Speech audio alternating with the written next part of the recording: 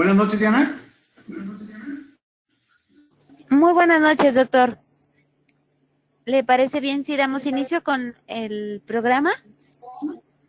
Perfecto. Muy buenas noches, queridos odontonautas. Les saluda su amiga Diana Montoya desde el aula virtual de inteligencia dental. El día de hoy con una nueva emisión del programa SABE, patrocinado por nuestros queridos amigos de COA Internacional. Es un gusto para mí presentarles al doctor Antonio Herrera. Muy buenas noches, doctor, bienvenido. Buenas noches, Diana. Muchas gracias. Antes de iniciar, me voy a poner un poquito nostálgico. Ese es el último SABE que voy a coordinar el día de hoy. Ya le agradecí a Diana, ¿verdad? Todas sus atenciones.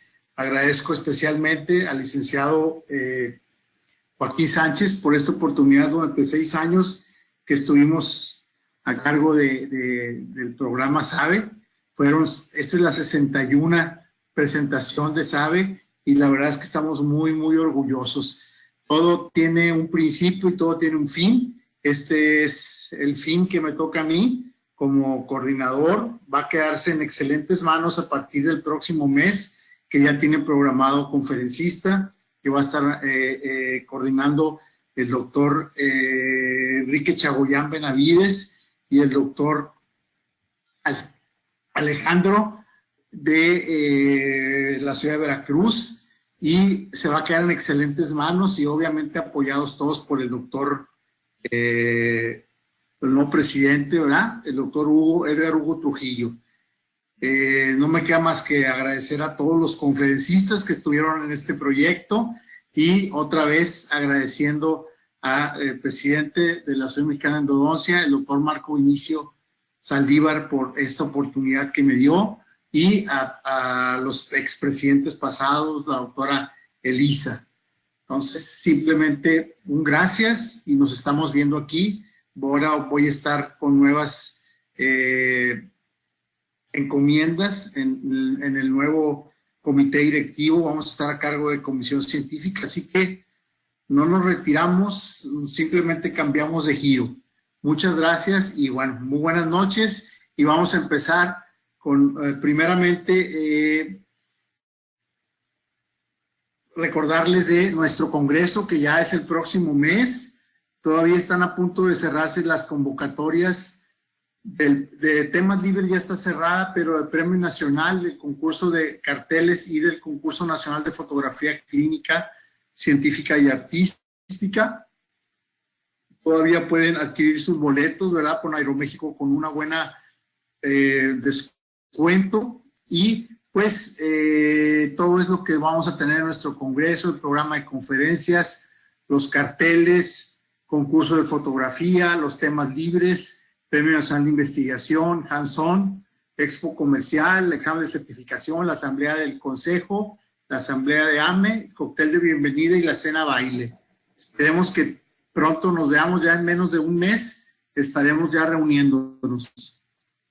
Esto será en el Centro Internacional de Congresos de Yucatán, del 29 de mayo al 1 de junio de este año, ya el próximo mes. El hotel sede será el Fiesta Americana Mérida. Y bueno, ya para el consejo, estos ya contarían para el próximo año, ¿verdad?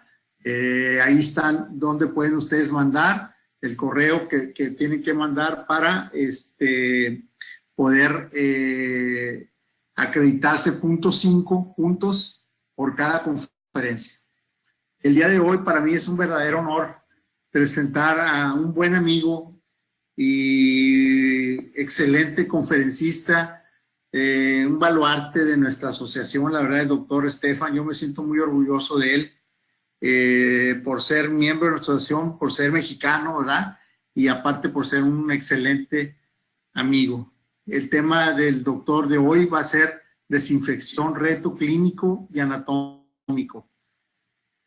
Me voy a permitir dar un pequeño resumen del currículum de nuestro conferencista, el doctor Estefan Henry Polanco, cirujano dentista, egresado de la Universidad Popular Autónoma de Puebla, UPAEP, en Puebla, México, especialista en endodoncia, egresado del posgrado de endodoncia de la Universidad Autónoma de Tlaxcala, México, posgraduado con mención honorífica, certificado y recertificado por el Consejo Mexicano de Endodoncia, expresidente del Colegio de Endodoncia de Puebla y de la Asociación Dental de Tehuacán, práctica privada limitada en endodoncia en Tehuacán, Puebla, y bueno, no está de más que nuestro buen amigo, el doctor Estefan, fue ganador del Premio Nacional de Investigación. Ahorita no recuerdo exactamente el año, ¿verdad? Pero de los que han ganado el Premio de Investigación por un excelente trabajo que probablemente hará mención el día de hoy. Para nosotros es un honor presentar aquí al doctor Estefan Henry Polanco. Muchas gracias, Estefan. Te mando un fuerte abrazo hasta Tehuacán. Gracias por aceptar la invitación. Adelante, Diana.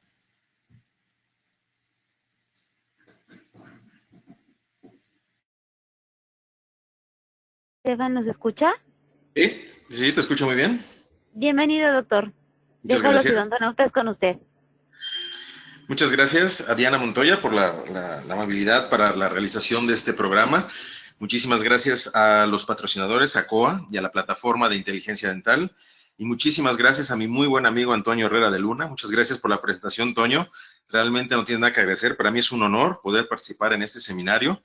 Es la tercera vez, lo hago con muchísimo gusto, espero que no sea la última. Y ya sin más preámbulo, vamos a empezar con este tema que agendamos para el día de hoy, que va a ser el de desinfección, reto clínico y anatómico. Entonces, en endodoncia nosotros tratamos una enfermedad que es la periodontitis apical asintomática. ¿Y cómo la tratamos? Previniéndola en caso de un caso vital o inflamado, o bien cuando tenemos un caso que se encuentra necrótico, lo que vamos a hacer es tratar la enfermedad, o bien cuando tenemos un caso de retratamiento. Eventualmente lo que buscamos es ausencia de signos y síntomas, tanto clínicos, radiológicos e histológicos, para determinar que tenemos éxito. Entonces, en endodoncia tenemos dos planos generales de tratamiento. O bien tratamos una pulpa viva, o bien tratamos una pulpa infectada.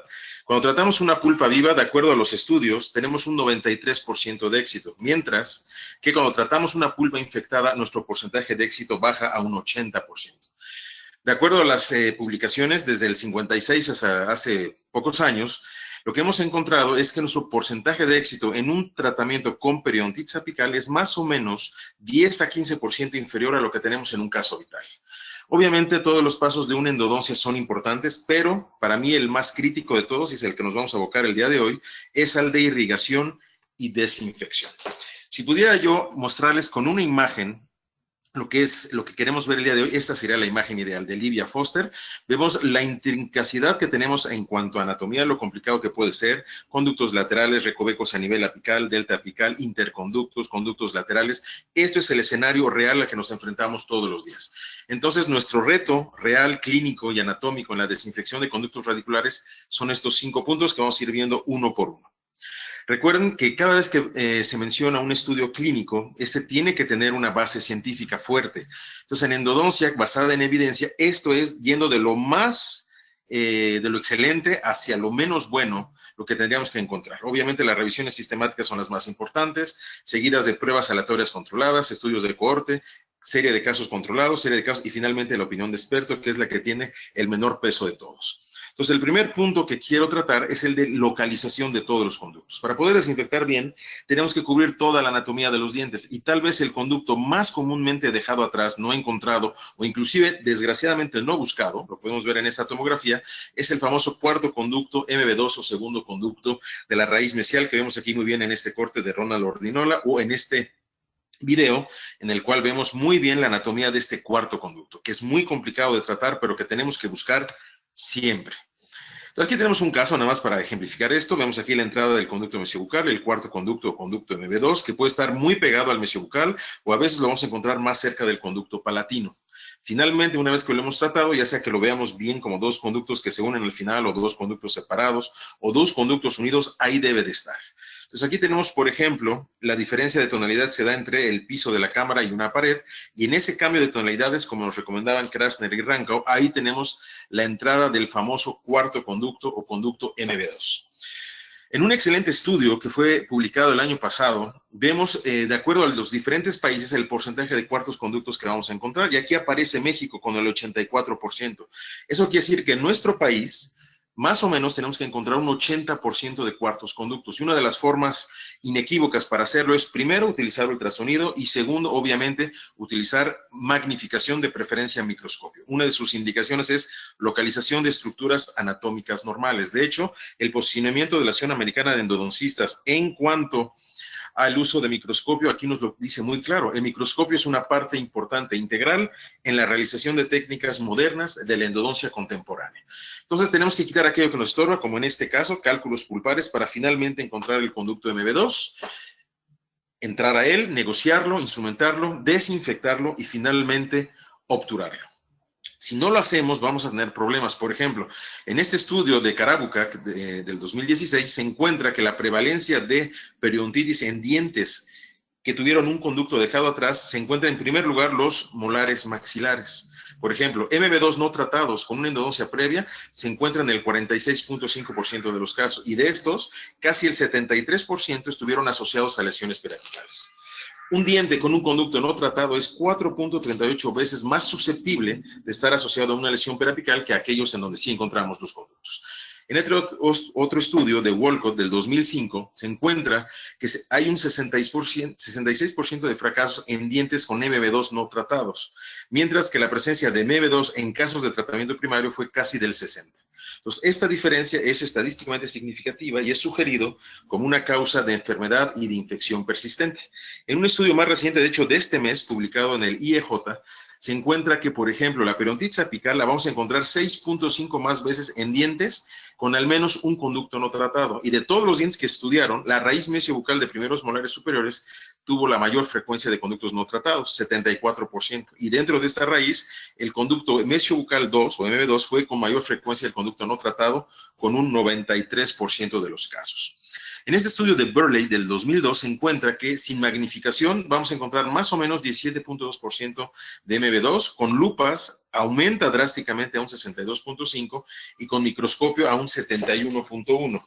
En mi práctica privada hice una estadística después de 19 años de práctica privada. Del mayo del 2000 al febrero del 2011, sin magnificación, encontré 19% de MB2. Desde marzo del 2011 hasta abril del 2018, utilizando lupas del 2.3 o 3.5, logré encontrar prácticamente la mitad de los cuartos conductos, pero del mayo del 2008 a la fecha, utilizando microscopio, mi índice se incrementó a un 81%.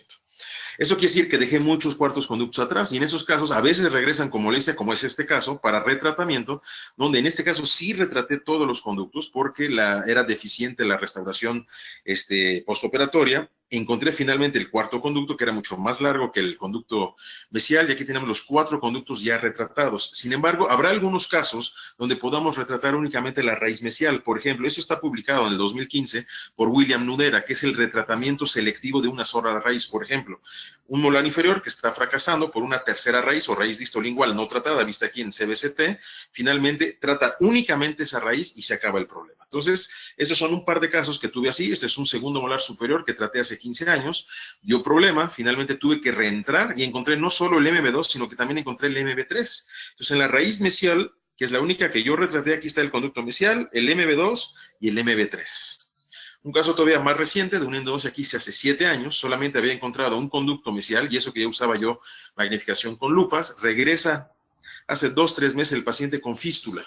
Entonces tuve que entrar, atravesar una corona de porcelana, y aquí está ya finalmente localizado bajo microscopio y con ultrasonido la entrada del conducto MB2. Retraté únicamente la raíz mesial, una semana con hidróxido, y aquí tenemos el caso ya sin fístula y el paciente sin ningún síntoma. Finalmente se obtura el caso. Entonces aquí tenemos un caso de retratamiento selectivo. Otro conducto comúnmente dejado atrás es la raíz distolingual de primeros molares inferiores. Esta raíz muy curva hacia nosotros, hacia bucal, aquí lo vemos en estas imágenes de Marco Versiani, que tenemos la raíz distolingual, que es una raíz sumamente curva hacia vestibular, que muchas veces es dejada atrás. Su entrada obviamente se encuentra hacia distal y hacia lingual, y hay que recordar los principios de Krasner y Ranco. Si nosotros trazamos una línea que atraviese la cara o el piso de la cámara, normalmente tendremos que tener a la misma distancia ambos conductos. Si encontramos un distal muy cargado hacia vestibular, es obvio que tiene que haber uno a la misma distancia hacia lingual. Aquí lo vemos, por ejemplo, en una tomografía. Aquí está la tercera raíz que no fue tratada. que tenemos que buscar y tratar. Entonces, cuando esa tercera raíz está en distal, será un radix entomolaris. Si está en una raíz mesial, que es mucho menos común, será un radix paramolaris. Entonces, esta tercera raíz la tenemos que encontrar y la tenemos que tratar. Otro reto anatómico complejo es el sistema medio mesial que tenemos en la raíz mesial de primeros y a veces segundos molares inferiores, es decir, un tercer conducto que muchas veces se une al conducto lingual. Entonces, está publicado, por ejemplo, que en pacientes inferiores a 20 años tenemos 32% de probabilidades de encontrarlo. De 21 a 40 años, más o menos un 24%. Y después de los 40 años, hay una reducción hasta casi el 4%. Ahora, si nosotros lo buscamos únicamente haciendo el acceso y con visión directa, lo vamos a encontrar solamente en el 6.6% de los casos. Pero si usamos ultrasonido y magnificación, la probabilidad de encontrarlo se incrementa casi a un 40%.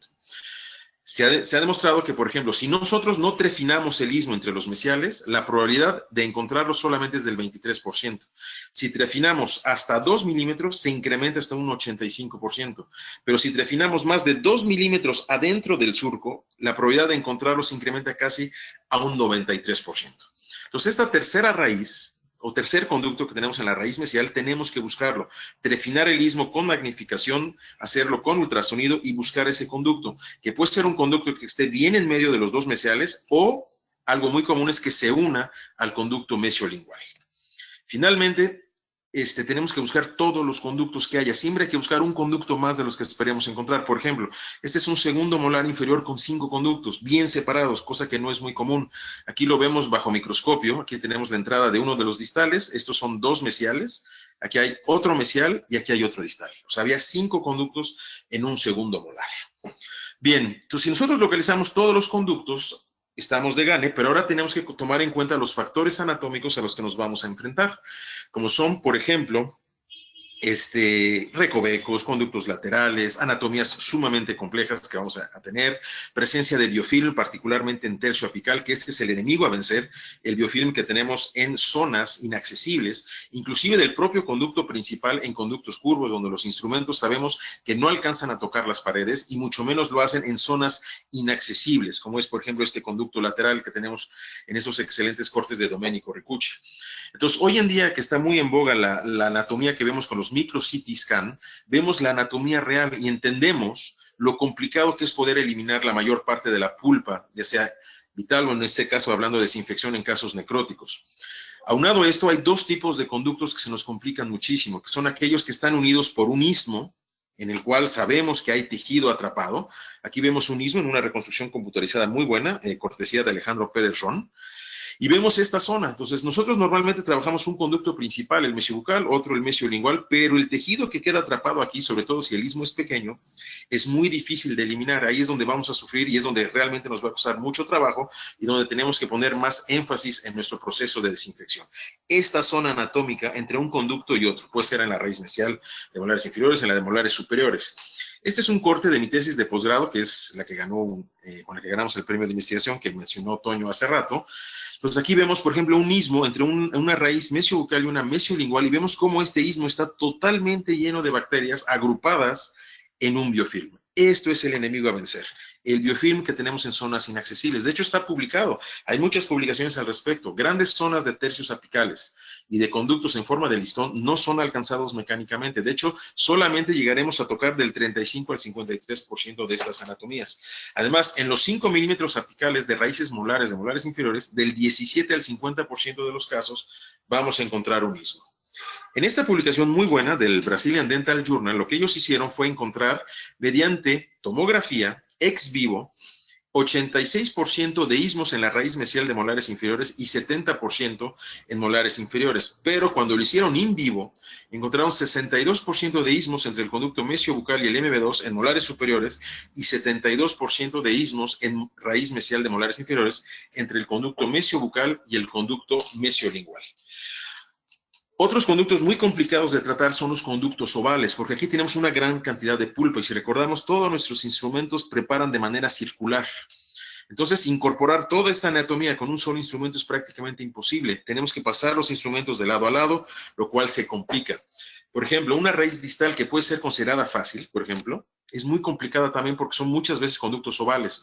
Esta es una imagen también cortesía de Alejandro Pérez Ron y vemos lo complicada que puede ser la anatomía en un conducto oval, inclusive en una raíz distal. Entonces, estos conductos ovales que aparentemente son fáciles, muchas veces se alargan hacia un lado y hacia el otro, y obviamente esto conlleva que queda pulpa atrapada en esas zonas, obviamente quedan atrapadas bacterias, y obviamente queda atrapado biofilm.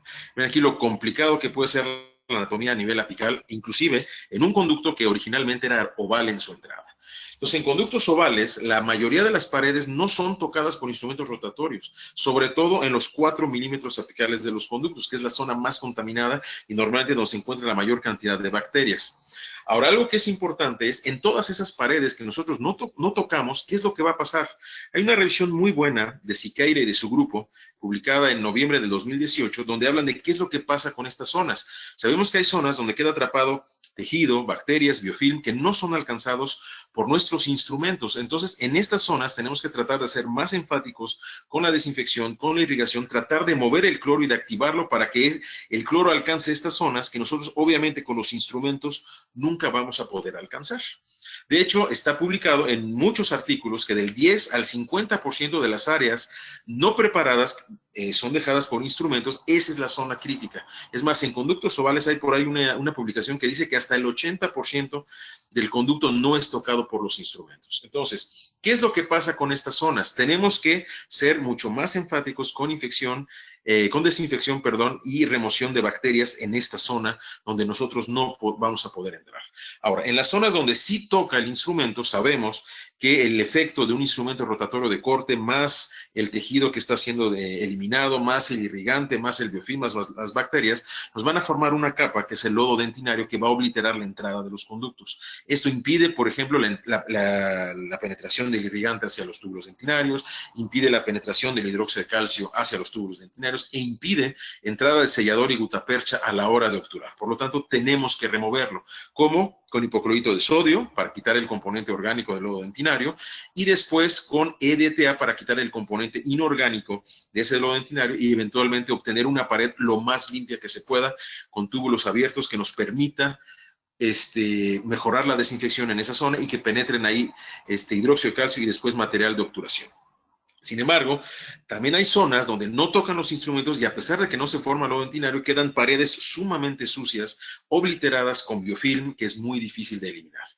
Entonces, en un estudio muy, muy interesante que se hizo en Brasil, publicado en el 2017, probaron estas 3 herramientas para intentar alcanzar más paredes que no tocamos con los instrumentos normales. Probaron SAF, probaron TrueShape y probaron también Expendo Shaper. Y lo que ellos encontraron fue que este instrumento, el Expendo Shaper, era el instrumento que más paredes alcanzó.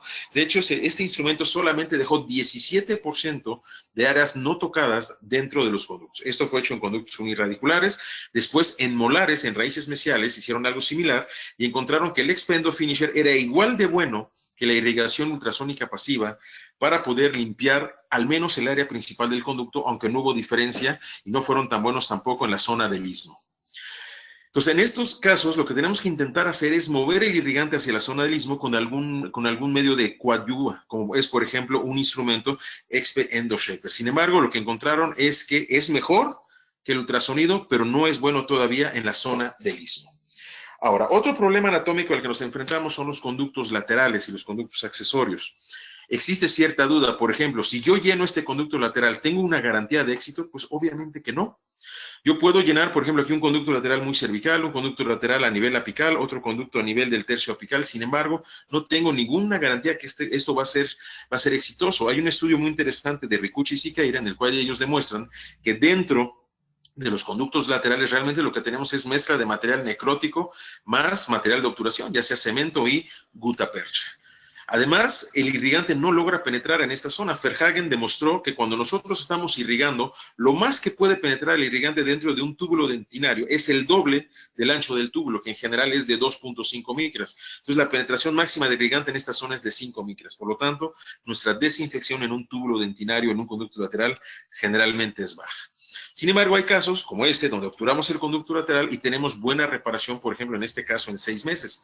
O en este otro caso, hay obturación de las zonas complicadas a nivel apical, y en un control a los 5 años tenemos una muy buena reparación a nivel apical. Sin embargo, tenemos aquí otro caso donde yo sé que hay un conducto lateral porque tengo una lesión lateral, sin embargo, no hay entrada de cemento, no se expone un conducto lateral, y a pesar de eso, 3 años y medio después, el caso está funcionando muy bien. Este es otro caso, y estoy seguro que aquí hay un conducto lateral en este incisivo lateral. Sin embargo, a la hora de obturar no hay penetración ni de cemento ni de gutapercha, y 14 años después tenemos aquí el caso con la lesión totalmente reparada, y podemos considerarlo obviamente como un éxito. Otra cosa complicada a la hora de desinfectar es cuando nos enfrentamos a un retratamiento. Hay un muy buen artículo publicado en el 2004 por Gormy, y lo que ellos hicieron aquí fue evaluar en casi 500 pacientes el porcentaje de éxito, que en general fue 69.03, pero lo interesante aquí es lo siguiente: si la anatomía original es respetada, es decir, si podemos entrar en la anatomía original y llegar al foramen original, nuestro porcentaje de éxito está por ahí del 87%. Pero si la anatomía original no es respetada, es decir, está transportado el conducto, está obliterado, está tapado, se hizo un escalón, nuestro porcentaje de éxito baja drásticamente a menos del 50%. Entonces tenemos casi 40% menos de éxito cuando la anatomía original ha sido modificada y no es respetada. Entonces, en un caso de retratamiento como este, donde pude entrar a la anatomía original, aquí tenemos el caso 3 años después perfectamente reparado. O en este otro caso, se hizo el retratamiento de este diente. Estos 3, aunque parezca increíble, estaban vitales. Fueron abiertos por error por una persona que no sabe mucho de diagnóstico. Hubo que obturar estos 3 casos porque estaban abiertos y les habían metido lima. Pero el retratamiento de este nos lleva 3 años después a un éxito por completo. Otro caso en donde se puede recuperar la anatomía original, y aquí tenemos el retratamiento 5 años después, perfectamente bien reparado. Otro caso de una lesión grande lateral, pareciera corto, pero ahí marcó consistentemente el localizador. Esto es 6, 9 meses. Pude volver a ver a la paciente al año 10 meses, 12 años, y en el último control, 14 años después, está perfectamente bien reparado. Otro caso, un molar inferior, se hace un retratamiento, se puede recuperar la anatomía original, y 14 años después, aquí tenemos el caso bien reparado.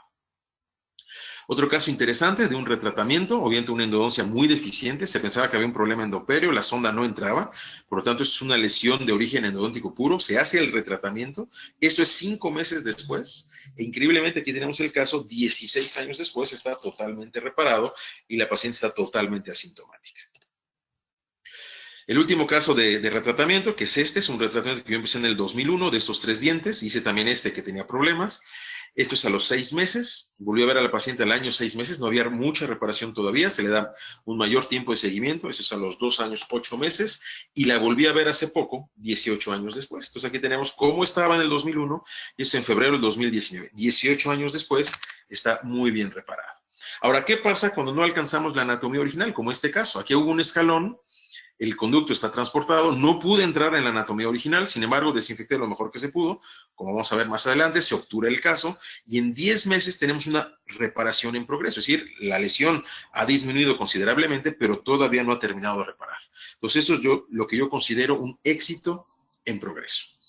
Ahora, una vez que ya consideramos encontrar los conductos, los factores anatómicos, sigue determinar muy bien la longitud del trabajo. Eso es imperativo para poder tener éxito. Encontrar esta zona de control apical en donde vamos a llevar instrumentación, irrigación y después obturación. Entonces, ¿qué está publicado? Una obturación que vaya de 0 a 2 milímetros del ápice radiográfico normalmente nos tiene que ofrecer un índice de éxito alto, 94%. Es decir, si yo instrumento y obturo a la longitud adecuada, aquí tenemos, por ejemplo, este caso muy bien reparado, 3 años, 3 meses después.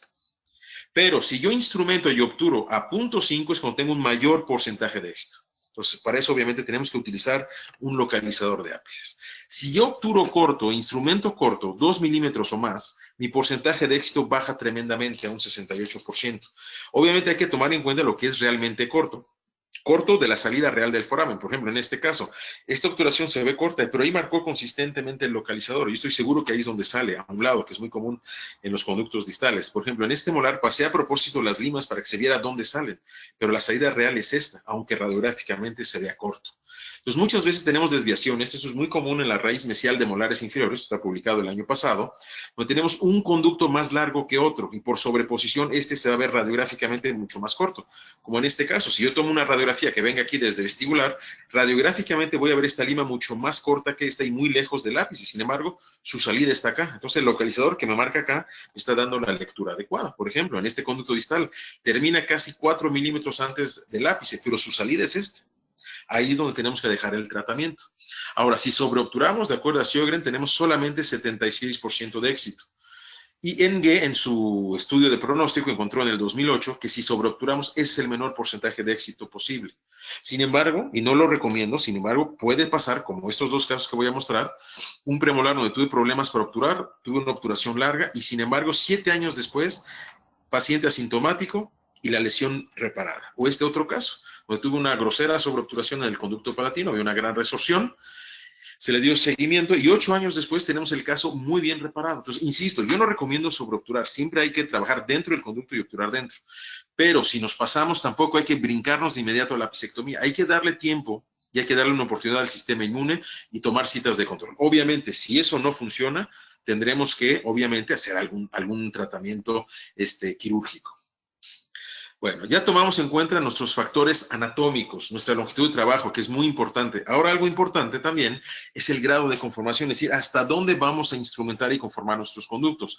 Sabemos por los estudios de Quereques y de Tronstad que los forámenes vírgenes miden de 0.25 a 0.40. Es decir, si yo pudiera meter una lima por el foramen, va a entrar desde una 25 hasta una 40. Habrá casos donde entre menos que una 25, pero habrá muchos casos donde entre más que una 40. Entonces, idealmente, nuestra conformación debería ser por lo menos del ancho del foramen original de ese diente. Entonces ya desde principios del 2000 salieron estudios como este de Carr del grupo de Carolina del Norte, en donde recomendaban ensanchar más el tercio apical, o sea, una conformación mayor, primero con Profile y después con Lightspeed. Y de hecho lo que ellos publicaron fue que con Lightspeed encontraban una mayor reducción de bacterias en casos de dientes necróticos. Sin embargo, se seguían teniendo conductos no totalmente desinfectados. Ahora, el problema de ensanchar de más es el siguiente. Por ejemplo, esto está publicado el mes pasado en el International por Ronald Ordinola. En molares superiores, en la raíz mesial, no podemos ensanchar mucho el cuarto conducto, porque la raíz mesial tiene esta forma, una forma como de pera. Es mucho más ancho en sentido mesiodistal en la zona del conducto mesiobucal que en la zona del cuarto conducto. Entonces, eso es algo que tenemos que tomar en cuenta y ensanchar menos este conducto. El hecho de ensanchar más puede hacer que perforemos esta concavidad y que laceremos la furca. Entonces, es algo que hay que tomar muy en cuenta, tanto en molares superiores como en molares inferiores en la raíz mesial y distal. Esta concavidad que vamos a encontrar, hay que tener mucho cuidado, es una zona de peligro donde no tenemos que ensanchar demasiado porque el riesgo de perforar es muy alto. Ahora, de acuerdo a este estudio de NG en el 2011, él no encontró diferencia entre ensanchar más de una 30 o menos de una 30.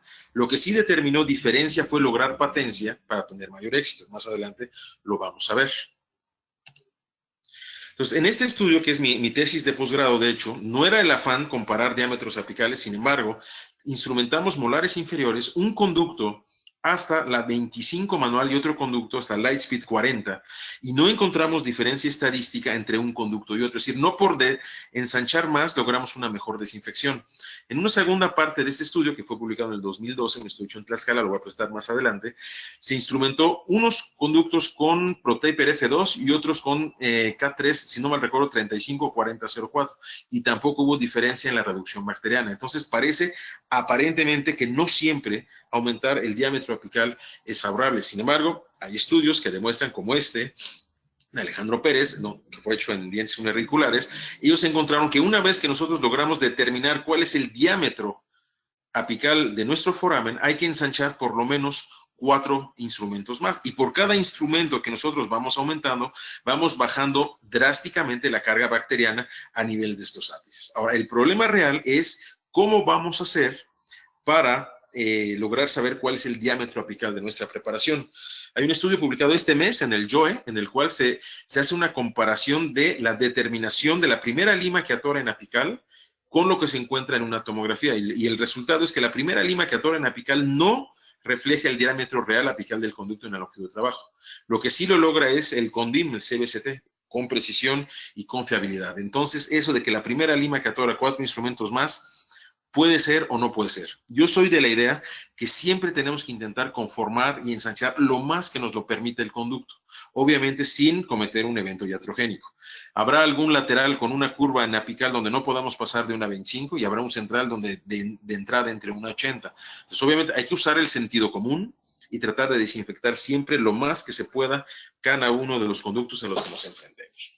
Ahora, cuando nosotros desinfectamos estos conductos, nuestro reto, el problema real es llevar la desinfección desde la zona coronal hasta el tercio apical, que es donde sabemos que están las bacterias más complicadas de erradicar, que son bacilos anaerobios gram negativos en su gran mayoría.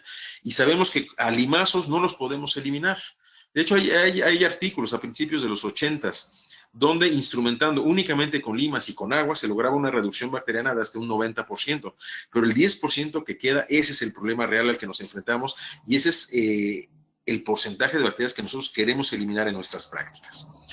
Entonces, la irrigación, que es la disolución química o disrupción del tejido que tenemos dentro del conducto, así como el desprendimiento mecánico, lo vamos a hacer sobre el tejido pulpar, en este caso necrótico, sobre restos de dentina, que están contaminados obviamente, sobre microorganismos, ya sean planctónicos y preferentemente aquellos que se encuentran asociados en un biofilm, que es lo que conocemos como el sustrato. Entonces, esta es una imagen también de mi tesis de posgrado, donde vemos un conducto no tratado y vemos una gran cantidad de bacterias y vemos esta zona que está totalmente obliterada con biofilm. Entonces, el biofilm no es más que una matriz extracelular de exopolisacáridos, los cuales forman una masa gelatinosa en donde están inmersas las bacterias y se pegan a una superficie, en este caso una pared de un conducto. Las bacterias que están aquí adentro son hasta 1000 veces más resistentes a desinfectantes y a antimicrobianos. Y esa es la zona donde tenemos que encontrar. Y aquí es donde tenemos que buscar la disrupción de este biofilm. Aquí lo vemos a mayor aumento.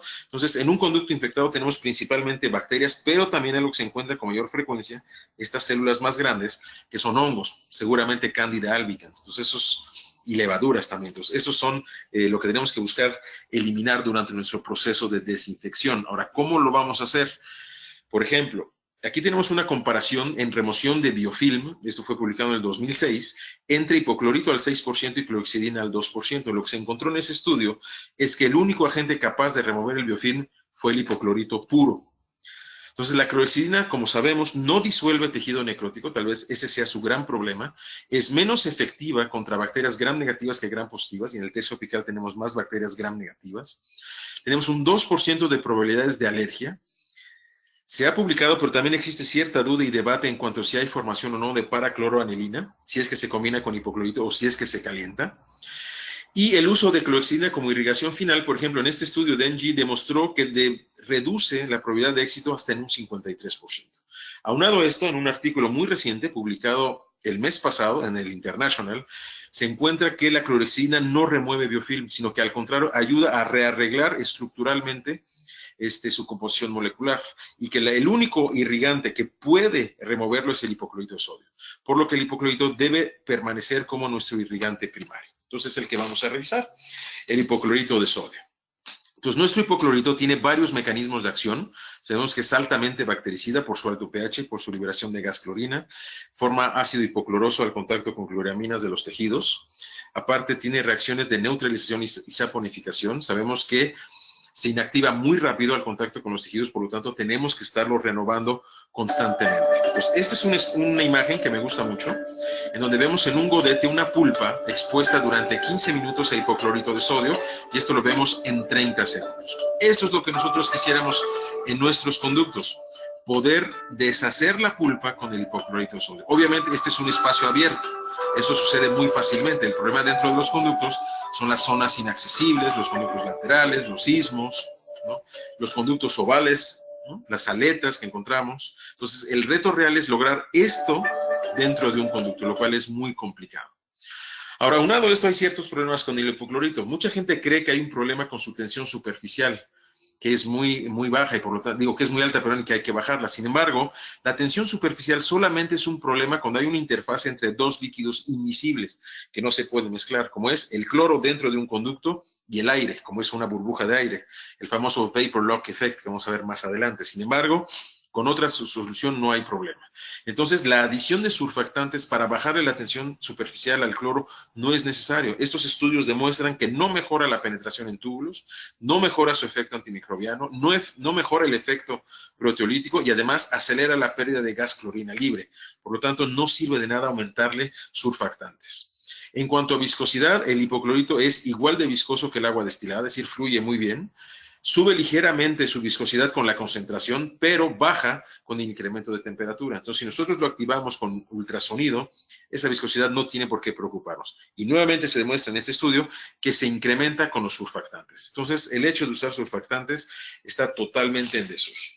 Ahora, sabemos de sobra por diferentes estudios que el cloro por sí solo no puede bajar en los conductos y va a empezar a hacerlo a partir de la lima 30. Antes de eso no lo hace. Entonces nosotros lo tenemos que llevar con nuestras limas al tercio apical. O idealmente tenemos que lograr un ensanchado tal que nosotros podamos bajar una aguja que podamos llevar al tercio apical y soltar ahí el hipoclorito. Eso sería lo ideal. Entonces para eso necesitamos usar agujas de calibre muy pequeño, particularmente calibre 30. ¿Ok? Ahora, una vez que nosotros irrigamos y el cloro sale de la aguja, van a suceder dos fenómenos. El primero se llama flujo laminar, que es la capacidad que tiene el cloro de fluir fuera de la aguja por la presión que nosotros ejercemos dentro de la aguja. Pero este flujo laminar es muy limitado, generalmente es de 1 o 2 milímetros. Una vez que se acaba el flujo laminar, viene un plano de estancamiento, es decir, el cloro queda estancado dentro del conducto y su difusión va a depender de la concentración, de gradiente de concentración o de la activación con algún medio como puede ser ultrasonido, por ejemplo. Ahora, algo importante es saber escoger una aguja. Hay dos tipos de agujas, las que tienen perforación frontal y las que tienen perforación lateral. Entonces, en estudios muy interesantes de Buchukis, se demuestra que si nosotros utilizamos agujas de perforación frontal, el cloro tiene una mucho mejor penetración que si la utilizamos con perforación lateral. Obviamente, estas de perforación lateral son más seguras. Sin embargo, si estas las llevamos a la longitud adecuada, también se pueden utilizar con toda seguridad. Entonces, nuevamente, va a penetrar más el cloro con una aguja de perforación lateral que con una de perforación, con una de perforación frontal que con una de perforación lateral. Ahora, entre mayor sea el calibre de la preparación apical, menos tenemos que meter la aguja. Ahora, ¿cuánto va a penetrar el cloro con ambas agujas? Ahorita lo vamos a ver. Otra situación importante en desinfección y en irrigación es lo que llamamos las fuerzas de desprendimiento, es decir, la capacidad que tiene el irrigante que sale de la aguja de desprender restos de pulpa de las paredes de los conductos. Entonces, cuando usamos una aguja de perforación frontal, estas fuerzas de desprendimiento se dan en toda la periferia del conducto, en los 360 grados, mientras que si usamos una aguja de perforación lateral, se dan únicamente en la zona adyacente a la salida de la aguja. Entonces, si ustedes utilizan agujas de perforación lateral, es muy importante mover la aguja para que el cloro que vaya saliendo logre desprendimiento en toda la periferia del conducto. Ahora, una preocupación que ha habido desde hace unos años a la fecha es la formación de una burbuja de aire que se forma a nivel apical y que impide la penetración del irrigante. Por ejemplo, aquí vemos este video, que creo que es de Claudia Brizuela, no recuerdo bien porque no pude encontrar el autor en internet, pero vemos cómo esta burbuja de aire no puede ser rota por la penetración de la lima. Entonces, para romper esta burbuja de gas, lo que se ha sugerido es hacer lima de patencia, es decir, sacar una lima muy delgada, 8 o 10, medio milímetro afuera del foramen, y eso rompe la burbuja de gas. Sin embargo, de acuerdo a Buchukis, se le ha dado demasiada importancia a esta burbuja de gas, sobre todo en estudios previos donde la inserción de la aguja era muy pobre, donde se metía 1 o 2 milímetros la aguja únicamente al conducto.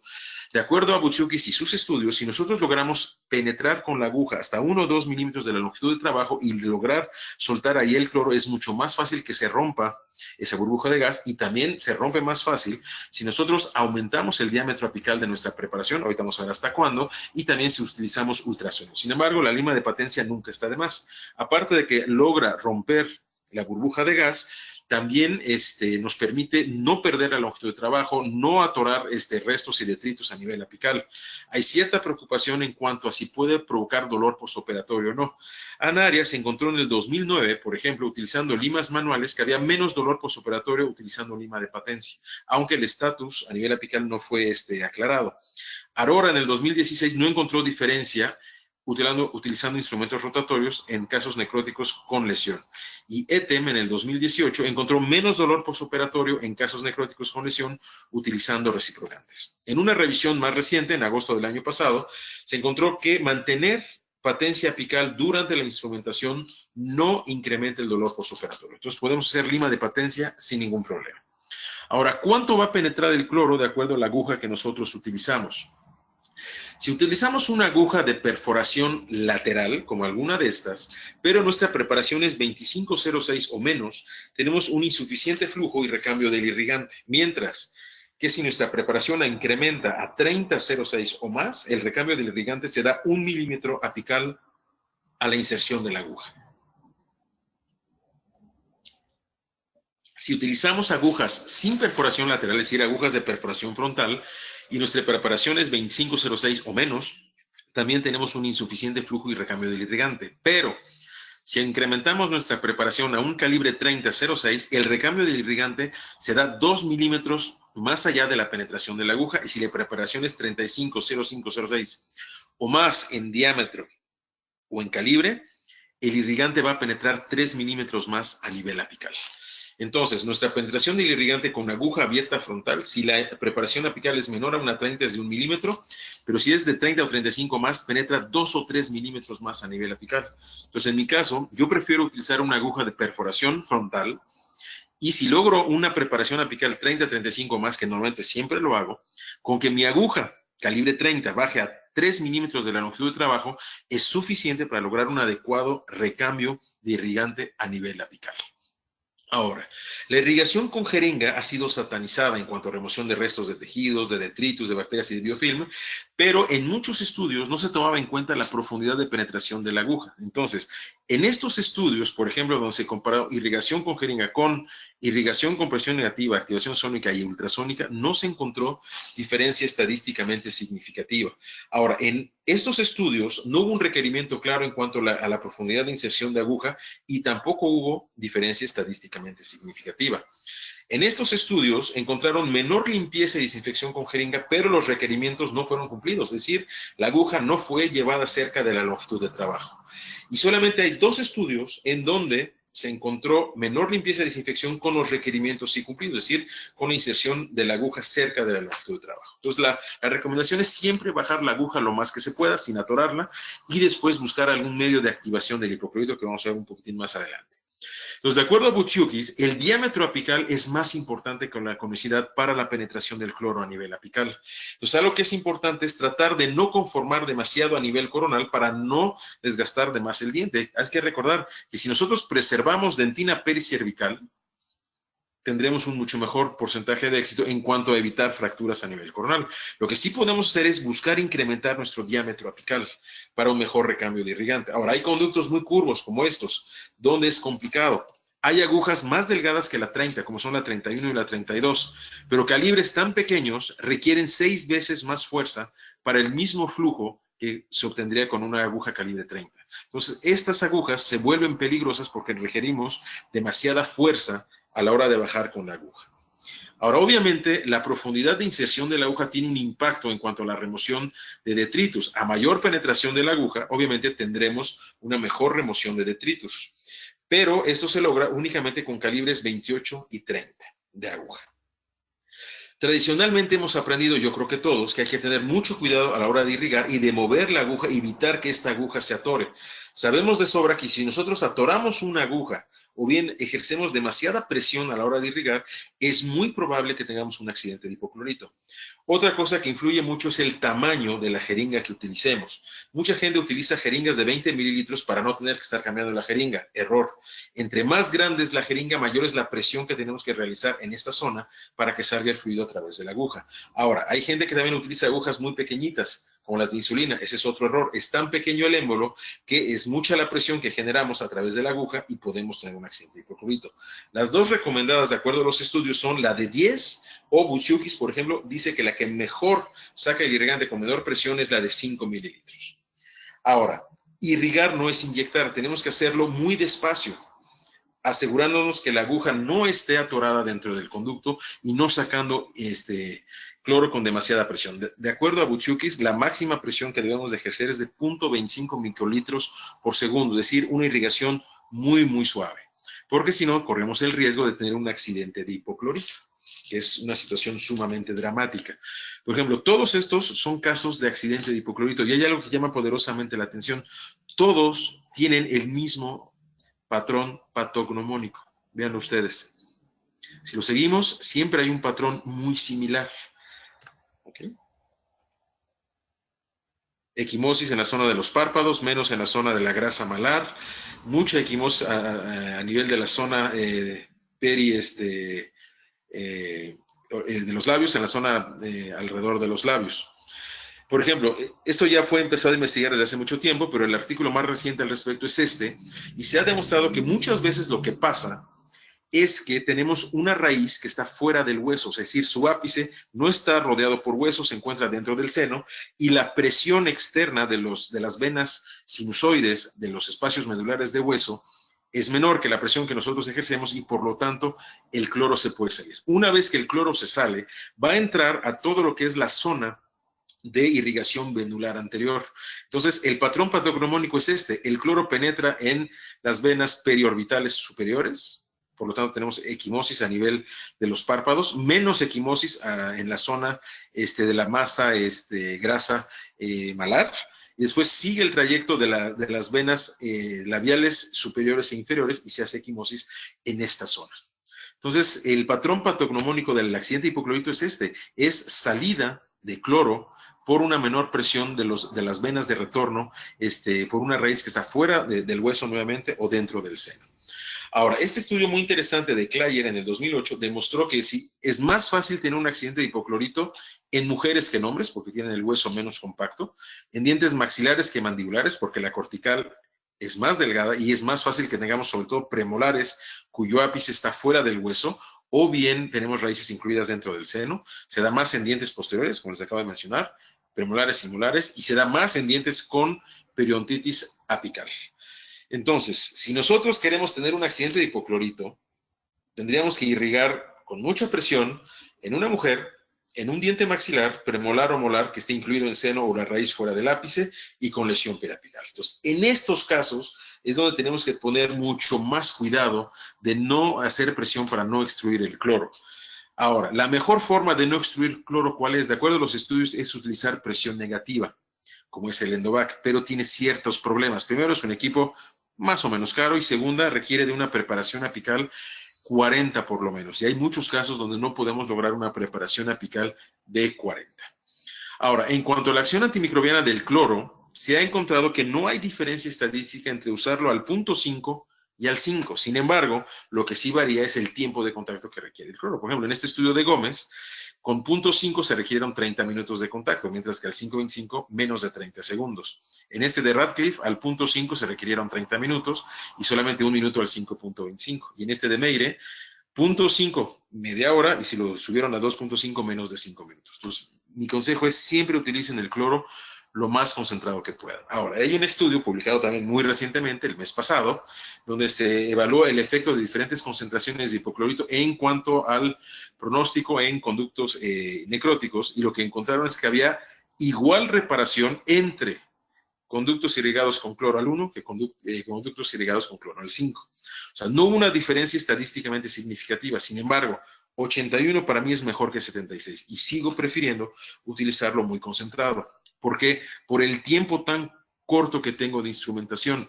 Normalmente en endodoncia, con el advenimiento de los instrumentos rotatorios y la experiencia clínica, generalmente instrumentamos conductos en 1, 2, 3 minutos.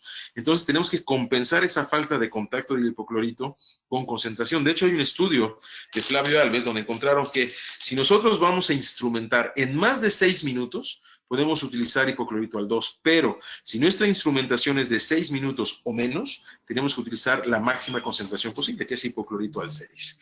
Entonces, el consejo es aumentar volumen, es decir, la mayor cantidad de cloro posible, y también aumentar la concentración, es decir, utilizarlo tal cual sale de la botella. Ahora, el gran problema obviamente es el conducto principal, pero sobre todo estas zonas inaccesibles, esos conductos laterales, los sismos que ya vimos en el problema anatómico, que tienen bacterias atrapadas en biofilm. Entonces tenemos que buscar una forma de mover el cloro para que penetre en estas zonas. Entonces, una zona sugerida ha sido el uso de ultrasonido, aunque no es la única manera. Entonces, en un muy buen estudio de Van der Sluis del 2007, se postula que el hipoclorito tiene dos fenómenos muy importantes para la desinfección, que son la corriente acústica y la cavitación.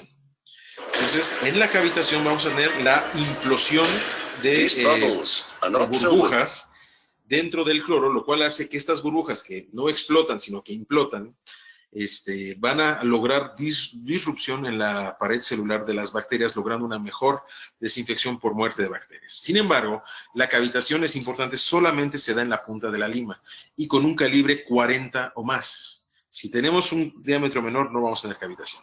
Y para eso necesitamos alta energía en el ultrasonido, lo cual es complicado. De conductos curvos, a veces llegar a una 40 o más es muy complicado, y aplicar alta energía en el ultrasonido dentro de un conducto con una lima rígida, como es una lima de acero dentro de un conducto curvo, es muy complicado. Por otro lado, vamos a tener corriente acústica, que es esta corriente que se forma, los famosos eddies, que son estas corrientes turbulentas que se forman en los ángulos de la lima dentro del fluido, que ayudan a una mejor disrupción del tejido y mejor desprendimiento de las paredes. Ahora, la corriente acústica se va a dar en los lados de la lima, es decir, en toda la lima, con cualquier tamaño de lima y con alta o baja energía. Entonces, es mucho más fácil lograr corriente acústica que cavitación. Lo que buscamos es mover el cloro en estas zonas inaccesibles, como es un istmo, buscando mejorar nuestra desinfección. Ahora, si nosotros comparamos, por ejemplo, el ultrasonido con un medio sónico, como es el endoactivator, digamos, la penetración del irrigante dentro de los túbulos dentinarios, pues obviamente que no tenemos punto de comparación. Aquí en esta imagen de microfotografía vemos la vibración del ultrasonido, que normalmente es de 20.000 Hz hacia arriba, comparada con el endoactivator, que es muy, muy lenta, más o menos de 160 Hz. Entonces, si ustedes lo que quieren es activar el cloro, traten de buscar un medio ultrasónico, que ahora hay muchísimos en el mercado. Hay tres estudios muy interesantes, uno publicado en el 2005 por Guttars. Lo que ellos hicieron fue utilizar irrigación ultrasónica constante mediante estas puntas diseñados por ellos mismos, y lo que ellos encontraron en dientes vitales fue una mejor eliminación de tejido vital dentro de los sismos comparado con aquellos donde no se utilizó el ultrasonido. Aquí a 3 milímetros del ápice hubo una mucho mejor desinfección y eliminación de tejido vital que en aquellos casos donde no lo utilizaron. Entonces, de acuerdo a este estudio, hay una mejor eliminación de tejido en los sismos con ultrasonido. En una segunda parte, hicieron lo mismo con dientes necróticos y encontraron mejor desinfección en los sismos utilizando ultrasonido que en aquellos casos donde no lo utilizaron. Sin embargo, algo importante es que este aparato fue patentado y fue inventado por el doctor que hizo el estudio. Entonces, ahí hay un interés financiero potencial fuerte y un sesgo también considerable.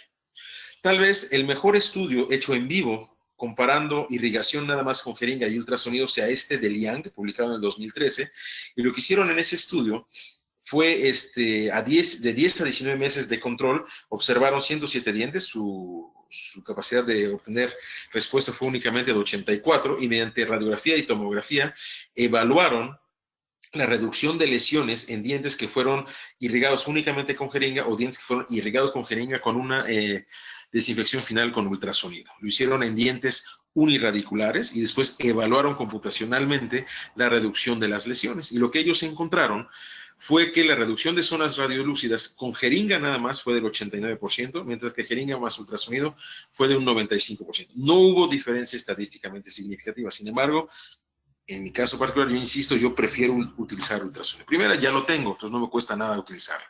Y otra cosa importante que encontraron en este estudio, que es algo que ya todos sabemos, es que para ver disminución de zonas radiolúcidas es mucho mejor el Condim que la radiografía periapical. De hecho, en muchos casos donde ya habían visto reducción de la lesión y desaparición de la misma, se seguía presentando la lesión o se seguía viendo en la tomografía.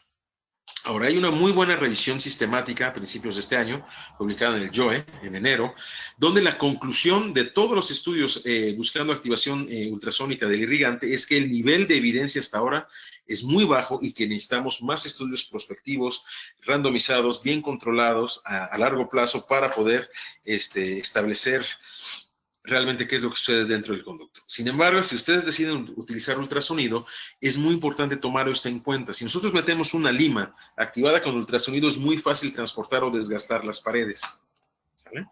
Y tener una remoción no controlada de dentina dentro de los conductos. Entonces, algo que yo hago, y esto es el nivel más bajo de evidencia que puede ser, es una opinión nada más, es utilizar una punta del endoactivator dentro o aplicada dentro de una punta de ultrasonido, y esto me permite llevar mi irrigante en tercio apical hasta el último milímetro en conductos estrechos o en conductos muy curvos.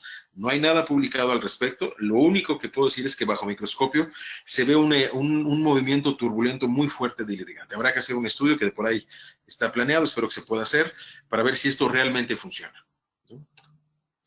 Ahora, ya para terminar nuestra desinfección, yo soy de la idea de hacer la endodoncia en casos necróticos en 2 citas y utilizar una medicación intraconducto. De hecho, todos estos estudios han demostrado que tenemos una mejor desinfección con medicación intraconducto de hidróxido de calcio. En estos otros se encontró de 10 a 20% más de éxito si se hace la endodoncia en 2 o más citas con hidróxido de calcio.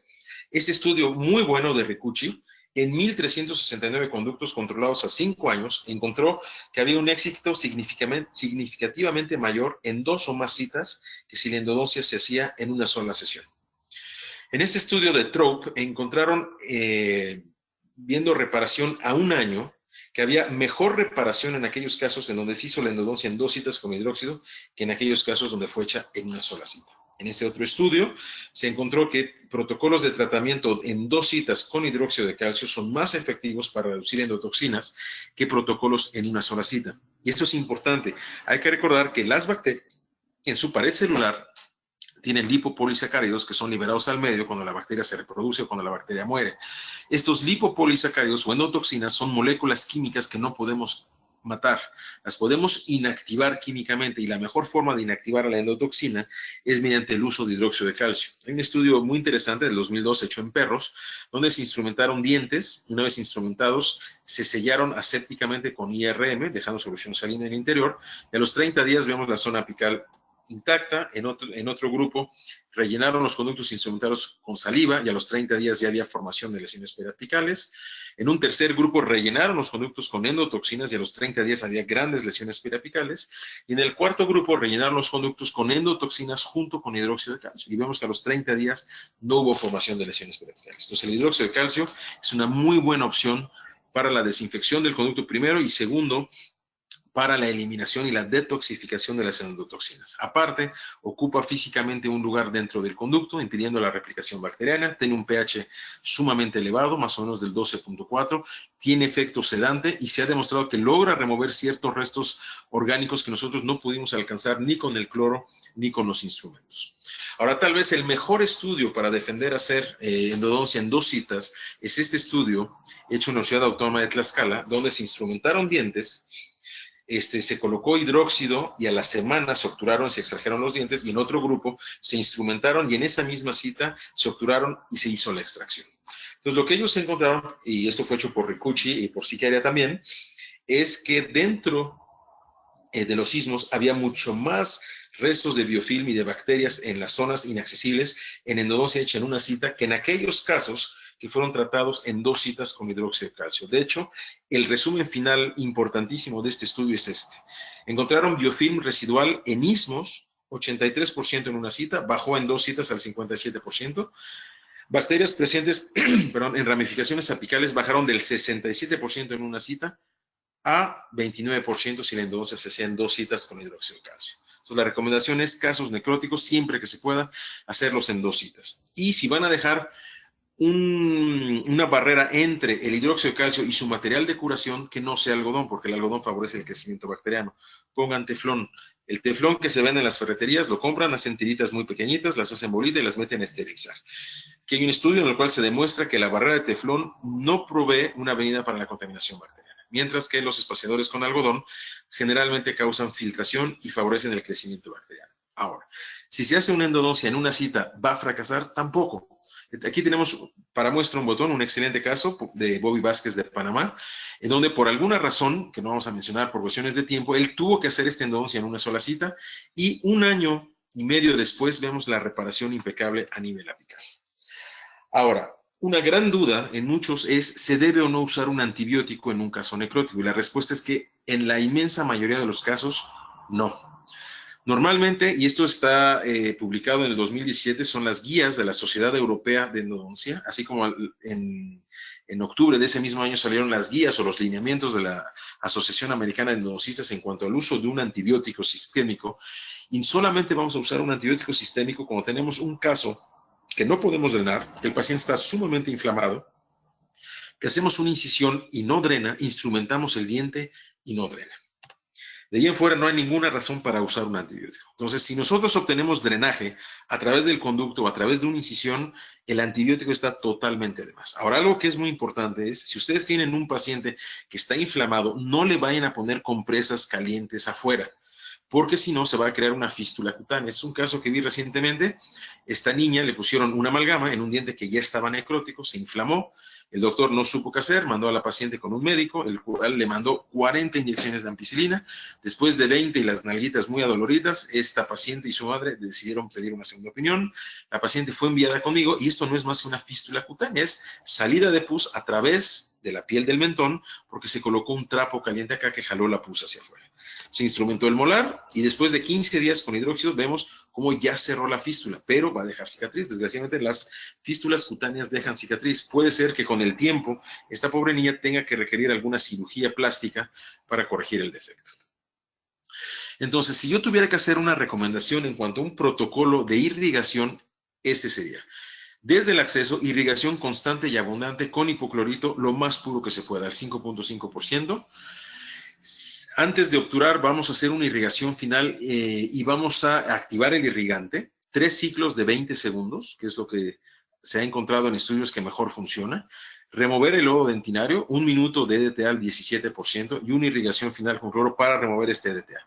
Una vez que hemos hecho esto, se coloca hidróxido de calcio en la primera cita y si es la segunda cita, se obtuvo. Y haciendo esto, normalmente lo que tenemos que encontrar es reparación en la inmensa mayoría de los casos, como este caso que pude seguir 8 meses. Todos estos casos, así como los de retratamiento que les mostré hace rato, fueron todos irrigados con cloro puro, salido de la botella, y en todos los casos se utilizó hidróxido de calcio 1 semana.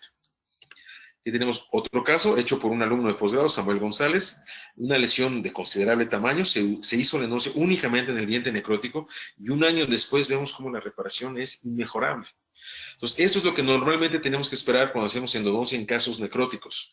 Hacemos la endodoncia y si la endodoncia está bien hecha, está bien desinfectado y luego está bien restaurado, por ejemplo, en este caso, 15 meses después tenemos una muy buena reparación a nivel apical.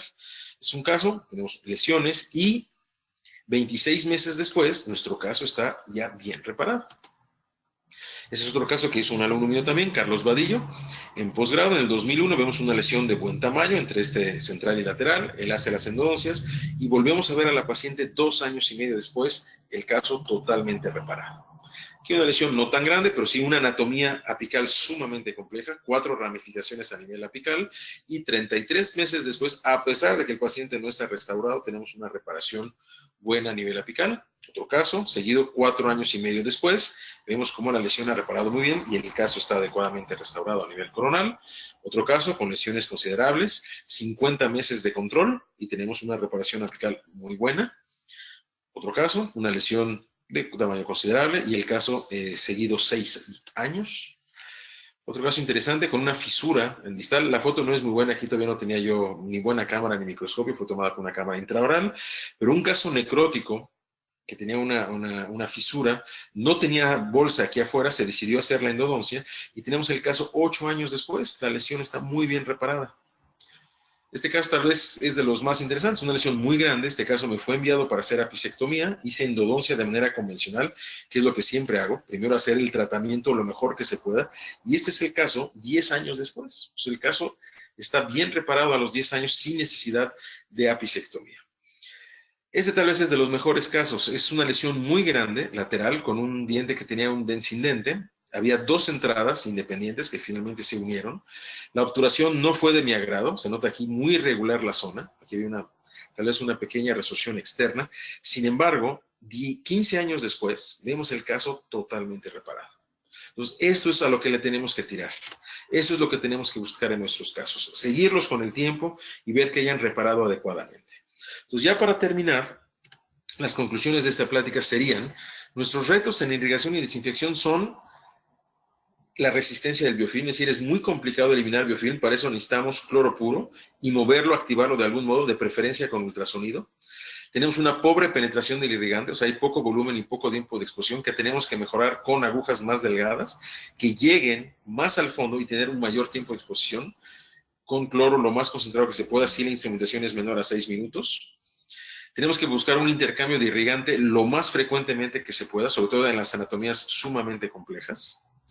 Para irrigar, de preferencia, una jeringa de 5 mililitros. Nuestro calibre apical deseado de la aguja, que sea de calibre 30. Si nuestra aguja es cerrada, o sea, de perforación lateral, tenemos que bajar la aguja hasta 1 milímetro de longitud de trabajo. Si la aguja es de apertura frontal, con que lleguemos a 2 milímetros o 3 es suficiente. Siempre mover la aguja, adentro hacia afuera, movimiento in-out.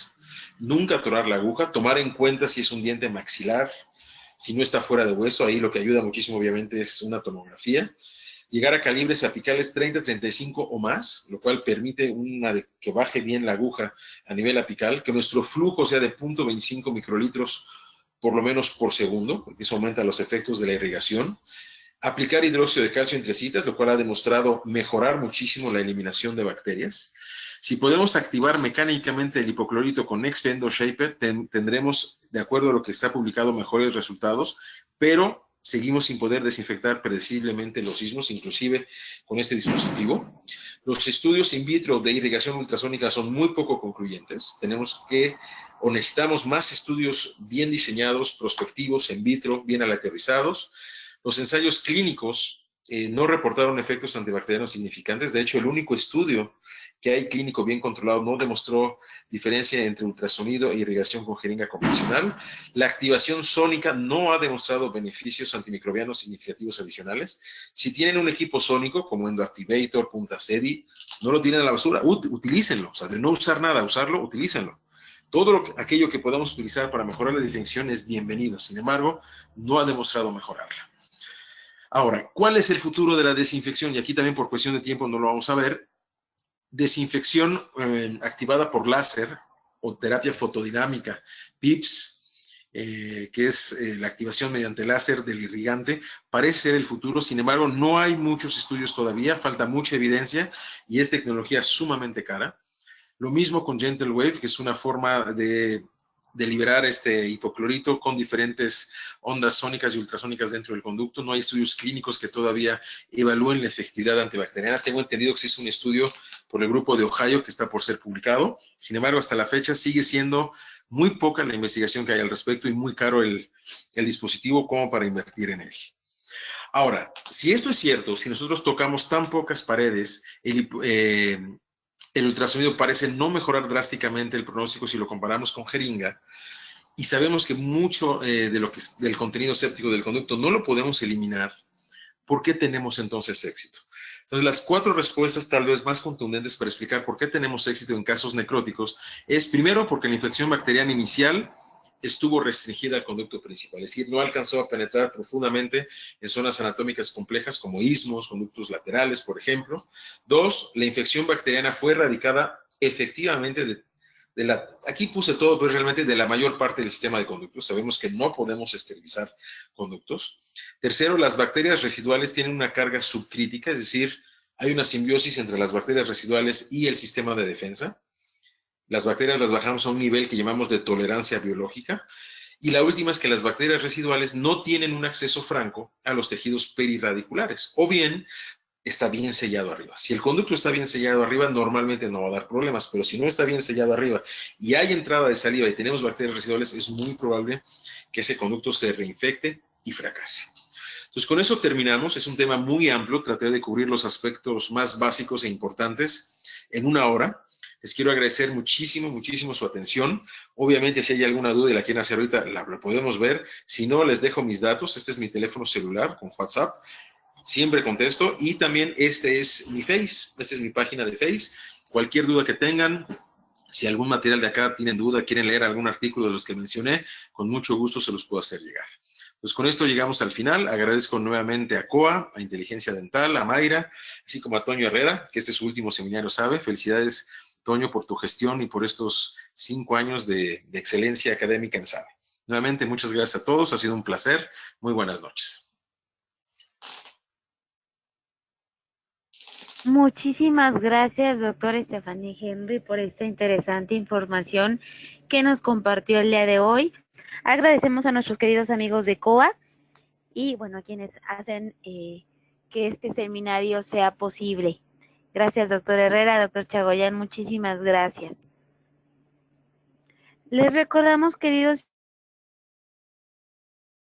con tu webinar, tu CADI, y lo verán reflejado en máximo 48 horas. A quienes nos hacen favor de acompañarnos en Facebook o YouTube, les pedimos por favor ingresar a www.inteligenciadental.com/CADI. Su constancia de asistencia digital del día de hoy podrán acreditarla con el número 801. Muchísimas gracias. Doctor Chagoyán, ¿nos escucha? Buenas noches, Dianita. Sí, claro que sí. Podemos, pudieras ceder los privilegios para entregarle el diploma al doctor, Stefan. Claro que sí, doctor. Muchas gracias, Diana.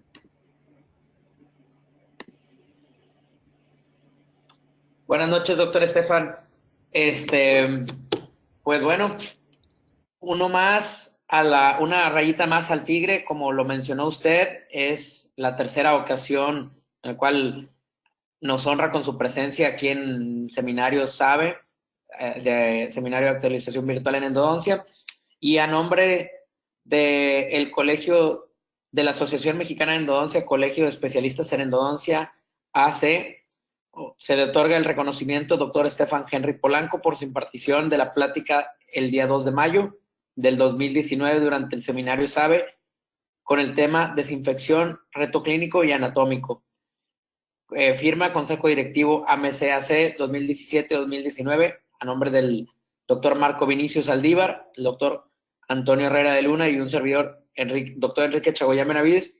Le entregamos este diploma virtual y se lo haremos llegar vía electrónica.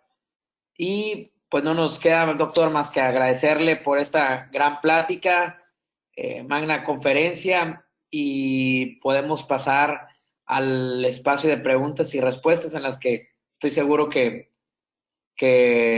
la audiencia pues, tiene bastantes preguntas, tiene algunas preguntas, algunas inquietudes. En lo personal también, por ahí ahorita le haré también una pregunta. Y bueno, pues a nombre de la Asociación Mexicana de Endodoncia le otorgamos este reconocimiento. Muchísimas gracias, doctor.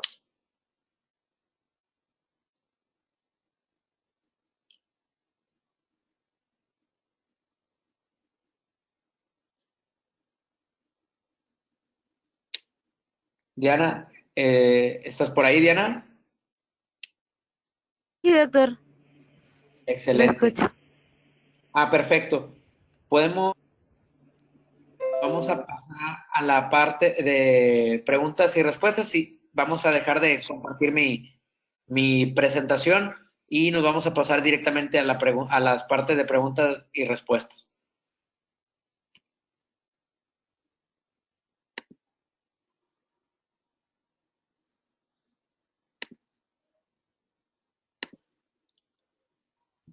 Doctor Stefan, ¿nos escucha? Sí, claro. Perfecto. Bueno, pues muchísimas gracias, doctor, por de nuevo, de manera personal, muy buenas pláticas, muy buenas conferencias, y en esta ocasión no fue la excepción. Muchas gracias, Kike, muy amable.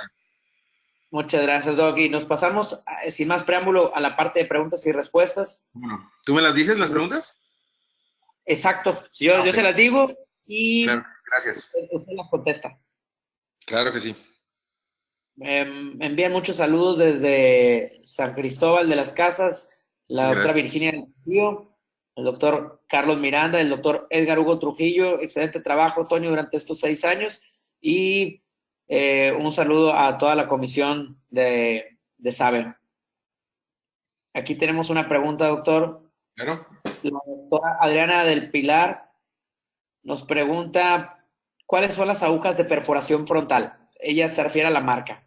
La marca, mira, hay varias. Pues Coa tiene, Ultraden tiene, por ejemplo, las Navitips.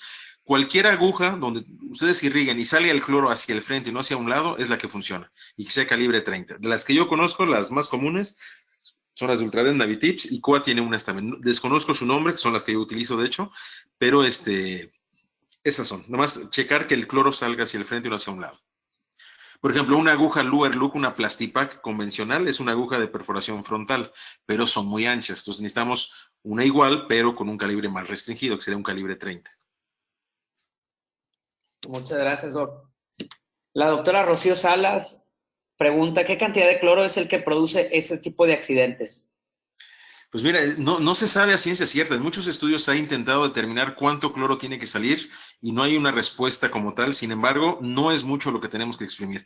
El problema aquí, más que el cloro que sale, es un ápice que esté fuera de hueso o un ápice que esté incluido dentro del seno maxilar o bien una aguja que se atore a nivel de tercio medio, tercio apical del conducto. Si eso llega a suceder, entonces vamos a tener un accidente de hipoclorito con muy poca cantidad.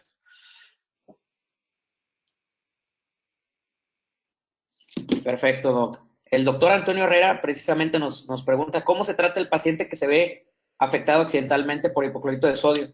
Bueno, primero que nada es darse cuenta que se está teniendo un accidente de hipoclorito. Nos vamos a dar cuenta porque el paciente va a tener muchísimo dolor inmediato, va a haber tumefacción prácticamente de manera inmediata, así como equimosis. Entonces, lo primero que hay que hacer es tratar de deslavar lo más que se pueda el cloro. Entonces, irrigar profusamente dentro de él o los conductos con solución salina o con agua estéril, lo más que se pueda. Dejar el diente abierto un día nada más para que drene.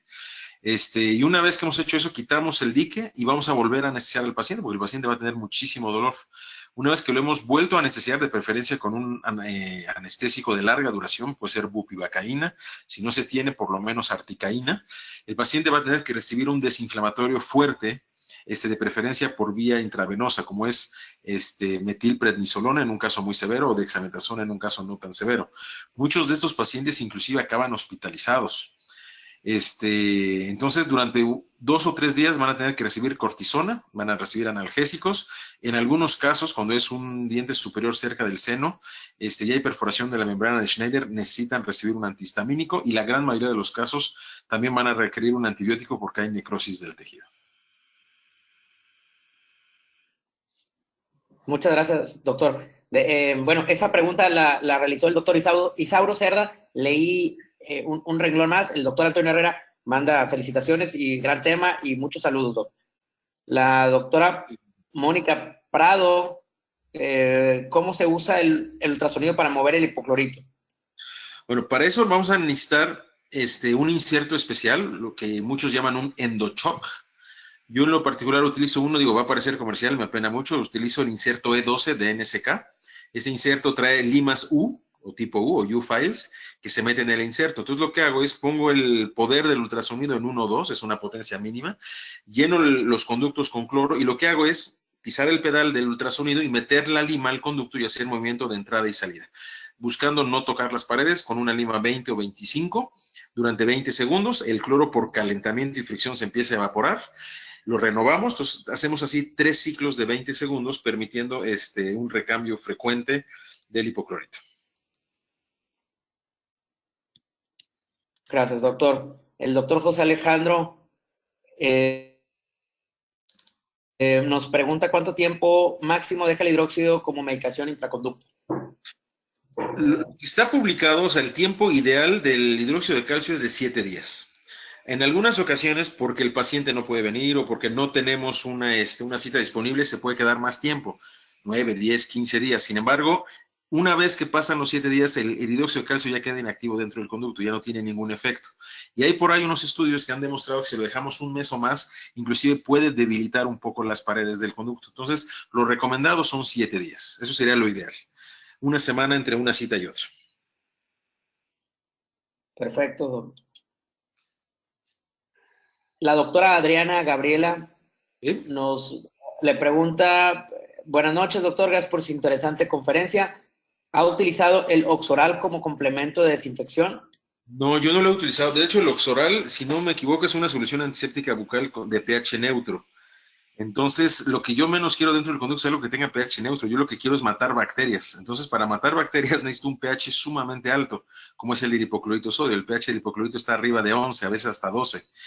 Entonces, no, vaya, no lo he utilizado y no lo utilizaría por la misma razón. Yo necesito una solución, primero, que mate bacterias, segunda, que degrade tejido, cosa que una solución neutra no va a hacer, y que me remueva biofilm. Y la única solución hasta ahora conocida que tiene esas tres cualidades es el hipoclorito de sodio. Muchas gracias, doctor. La doctora Cintia Carla Altamirano pregunta, ¿cuál es su experiencia sobre usar el clorhexidina al 2% como medicación intraconducto en comparación con el hidróxido de calcio? Y se le manda saludos desde el posgrado de la Autónoma de Nuevo León. Muchas gracias. Mire, la clorhexidina, como que no hay estudios bien definidos o concluyentes al respecto. Sin embargo, sí hay un estudio de Paiva, que fue publicado en el International por ahí del 2015, en el cual lo que hicieron fue, en un grupo, instrumentar nada más y utilizar jeringa, y en otro dejar medicación intraconducto de hidróxido mezclado con clorhexidina, y encontraron mejor desinfección en ese segundo grupo. Entonces, yo no tengo nada en contra de la clorhexidina, no la mezclo con el hidróxido, pero sé de gente, sobre todo en escuelas de Sudamérica, particularmente en Brasil, un muy buen amigo mío con el que tengo discusiones seguido, Alejandro Pérez Ron, que está haciendo doctorado ahorita en Brasil, recomienda su uso con el hidróxido. Entonces no le veo nada de malo. Si lo quieren utilizar, pueden hacerlo, sin ningún problema.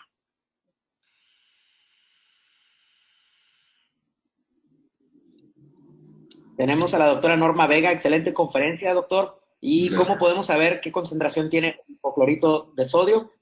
Okay. ¿Y qué aguja es la que para irrigar? Y si recomienda la colocación fisiológica entre hipoclorito y el EDTA al finalizar la instrumentación. Ok, entonces la primera pregunta, ¿cómo podemos saber que el hipoclorito viene puro? Pues le tenemos que creer a la casa comercial. De hecho, hay diferentes estudios que se han hecho en varios posgrados de México y tengo entendido que los dos mejores o los que más concentrados están son Cloralex y Clorox. Son fabricados al 6% y una vez que están envasados, generalmente baja como al 5.25. Ahora, cada vez que se abre la botella y se oxigena el cloro, va perdiendo concentración. Entonces, algo que es importante es comprar las botellas lo más pequeñas que se puedan. Y botella que se abra, cargar las jeringas y usarlas ese día, para evitar que se oxigene y pierda poder ese hipoclorito.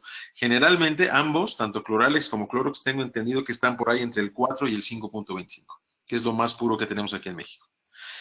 La segunda es, ¿qué marca de agujas? Les digo, generalmente Navitips de Ultradent, hay unas de Coa también de perforación frontal. Y la tercera pregunta era si se puede utilizar alguna solución entre el hipoclorito y el EDTA. Entre hipoclorito y EDTA yo no le veo ningún caso. Es decir, una vez que he hecho mi irrigación ultrasónica de irrigante, 3 ciclos de 20 segundos, seco muy bien el conducto y lo relleno con EDTA, para remover la parte inorgánica del lodo dentinario. Ahora, para remover el lodo dentinario, mucha gente sugiere el uso de solución salina o alguna solución neutra. Se puede remover con cloro. El problema de que se junten el hipoclorito y el EDTA dentro de un conducto es que el EDTA impide la liberación de gas clorina por parte del hipoclorito. Sin embargo, como ya se hizo la desinfección final, si esa pequeña porción de hipoclorito se inactiva, no nos preocupa porque solamente la utilizamos para remover el EDTA. Ahora, si ustedes deciden, por ejemplo, utilizar o hacer una irrigación final con clorhexidina, ahí sí es imperativo utilizar una solución intermedia, neutra, entre el hipoclorito y la clorhexidina. Entre hipoclorito y EDTA no es necesario. Muchas gracias, doctor. Le mandan saludos de la doctora Brenda del Pilar desde Acapulco. Muchas gracias. La doctora María Elvia Zúñiga, de igual manera, le manda muchos saludos. Desde Argentina, la doctora Laura Espíndola. La doctora Daisy Hernández. Saludos desde Morelia, Michoacán. Excelente conferencia. Muchas gracias. La doctora Diana Rivera pregunta, bueno, buenas noches, doctor. En pacientes que tardan en realizar la rehabilitación del diente después del tratamiento de conductos, ¿hasta cuánto tiempo es adecuado para realizar dicha rehabilitación? Gracias. Okay. ¿Cuánto tiempo se considera prudente? Okay. Fíjate que esa es la pregunta del millón. ¿Cuánto tiempo tiene que pasar? Idealmente, nada. O sea, lo ideal sería, terminando la endodoncia y con el paciente aislado, reconstruir ese diente. En nuestro caso, como endodoncistas, es muy complicado porque el caso viene referido de alguien más que normalmente hace la reconstrucción y la va a cobrar. Entonces, lo que se recomienda o lo que le pedimos al paciente es que en los siguientes 15 días máximo, después de la endodoncia, ese diente sea reconstruido. Pero todos sabemos que por alguna razón puede ser económica, dejadez, a veces el paciente, o agenda complicada del referidor, a veces el paciente no regresa de inmediato a hacerse la reconstrucción. Entonces, en los 80 había estudios in vitro donde se hablaba que desde los 19 días había recontaminación del conducto. Sin embargo, en todos esos estudios que llamamos estudios de sustitución, que eran estudios de filtración, se demostró que no tienen gran validez. Por otro lado, tenemos los estudios de Ricucci que demuestran que hay dientes expuestos a saliva por años que no se contaminan a nivel apical. Entonces, tal vez la mejor recomendación clínica que yo pudiera hacer es cuando llega un caso que ya tratamos y pasaron meses y el paciente no se ha rehabilitado, yo lo que haría es anestesiar al paciente, obviamente evaluar radiográficamente cómo está, aislar muy bien, quitar restos de curación si es que la hubiera y evaluar la integridad física de la dentina, es decir, con un explorador sentir la dentina y la interfase entre gutapercha y dentina. Si esa interfase es excelente, es decir, no penetra el explorador entre la gutapercha y la dentina, yo lo que haría es simplemente meterme un par de milímetros dentro del conducto con el touch and hit, por ejemplo, para remover 2-3 milímetros coronales de gutapercha, irrigar y desinfectar muy bien con cloro esa zona y volver a rellenar esos 2 milímetros y mandarlo a que se restaure. Si esa interfase ya está rota, es decir, ya hay reblandecimiento de la gutapercha, y no hay lesión apical y no hay síntomas, yo me metería por lo menos medio conducto.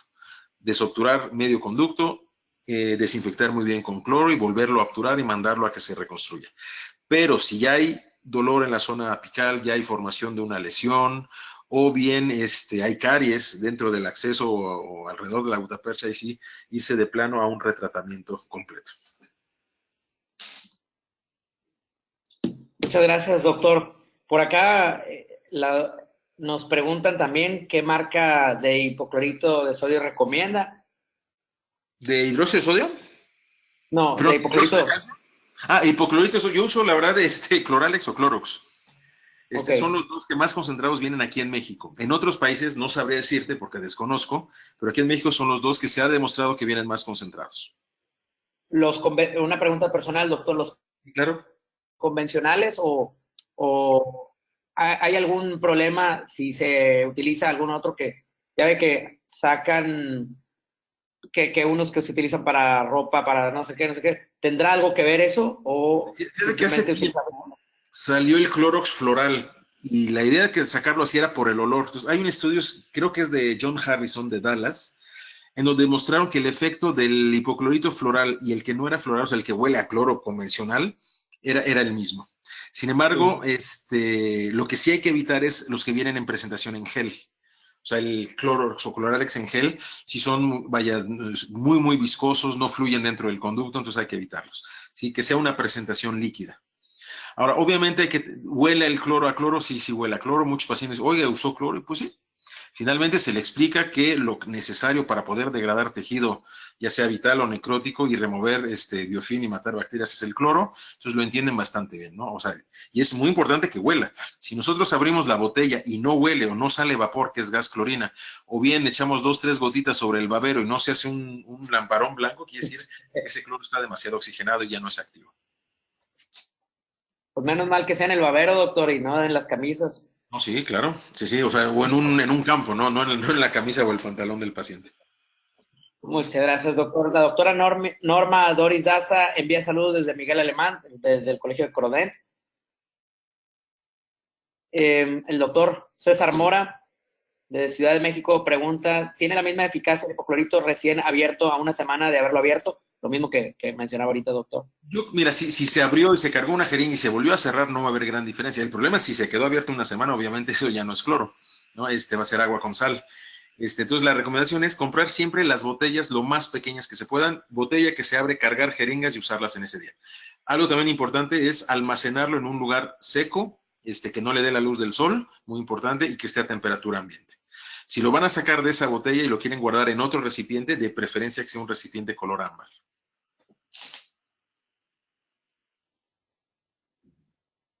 Muchas gracias, doctor.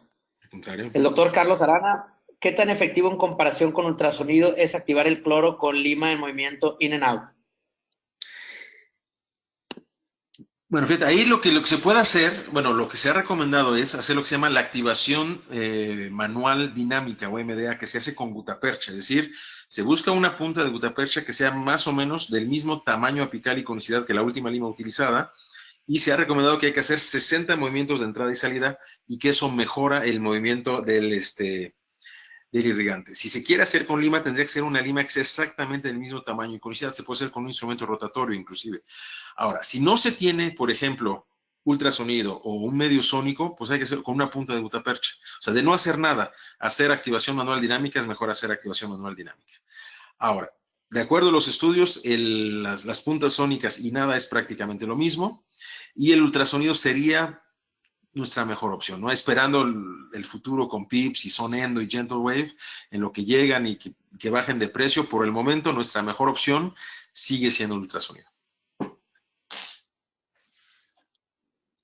Muchas gracias, doctor. Pues hasta el momento, doctor, y por cuestión de tiempo, va a ser todo por hoy. Le haremos llegar el resto de las preguntas para que se pongan en contacto directamente con el auditorio y directamente pudiera contestar. Doctor, por mi parte, eso sería todo. Le agradecemos de nuevo una vez más que haya participado en este seminario de actualización virtual en endodoncia SABE de la Asociación Mexicana de Endodoncia, y a nombre del doctor Marco Lucio Saldívar, nuestro presidente, y del doctor Antonio Herrera de Luna, le damos las gracias y deseamos esperar que la próxima ocasión que usted ande por aquí en nuestro seminario de actualización virtual en endodoncia no sea tan lejana. Cómo no, muchas gracias, Quique, muchas gracias a Toño, a Marco Vinicio, nuestro presidente. Un fuerte abrazo y nos vemos pronto en Mérida. Muchas gracias a todos. Buenas noches. Claro que sí. Muchísimas gracias, doctor. Que pase muy buenas noches. Gracias, Yanita, te quedas aquí al mando. Muchísimas gracias, doctor Enrique Chagoyán. Muchísimas gracias, queridos idontonautas que se conectan de todo nuestro país y de países hermanos latinoamericanos. Fue un verdadero placer recibirles el día de hoy en el ciberespacio. Les agradecemos mucho su tiempo, confianza y preferencia. Nos encantará encontrarles próximamente en esta aula virtual para que disfruten de las interesantes conferencias que tendremos en vivo para ustedes. Se despide su amiga Diana Montoya. Que tengan una excelente noche.